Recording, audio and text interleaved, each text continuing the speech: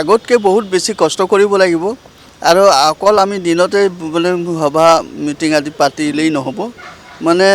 ঘৰে ঘৰে যাব লাগিব বাগিচা বাগিচাই যাব লাগিব প্ৰতিজন ভোটাৰক আমি কনভিন্স কৰাব লাগিব যে আমাৰ যিটো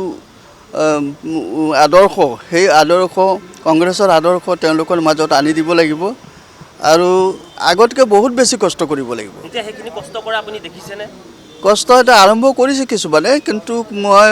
পৰামৰ্শ দিওঁ যে কষ্ট কৰিবই লাগিব যদি আমি 2026 চনত আহিব বিচাৰোঁ মানে এইখিনি বৰ্তমান যিখিনি কষ্ট কৰি আছে এইখিনি কষ্ট কৰি থাকিলে 26ত চৰকাৰ অহাটো সম্ভৱ নহ'ব সময় খুব তাকৰ মানে এতিয়া দিন ৰাতি কাম কৰিব লাগিব দিন ৰাতি একাকাৰ কৰি কাম কৰিব লাগিব জনসাধাৰণৰ মাজত সোমাই যাব লাগিব এইটো হ'ল আমাৰ গৌৰৱ গগৈ আৰু যিটো নেতৃস্থানীয় যিসকল লোক আছে আমাৰ কংগ্ৰেছ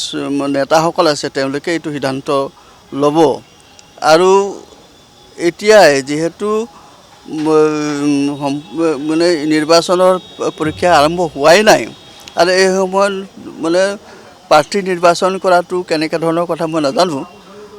আমাৰো এতিয়া কংগ্ৰেছ দলতো তেনেকৈ প্ৰাৰ্থী নিৰ্বাচন কৰা নাই অক্ষয় গগৈ যদি কৰিছে সেইটো কি হিচাপে কৰিছে তেওঁহে জানে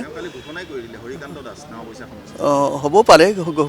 ঘোষণা কৰাৰ পিছত আকৌ পৰিৱৰ্তনো হ'ব পাৰে কিন্তু কংগ্ৰেছ দলে এতিয়ালৈকে গোটেই চিট বা ভাগ বতৰা কৰাই নাই গতিকে তেওঁ কেনেকৈ কৰিছে সেইটো তেওঁহে জানে বা আৰু আমাৰ গৌৰৱ গগৈ ডাঙৰীয়াহে জানিব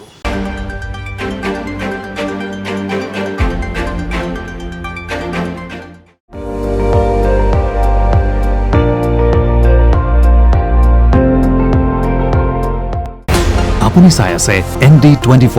সৰ্বশ্ৰেষ্ঠ নহয় সৰ্বোত্তমৰ দৌৰত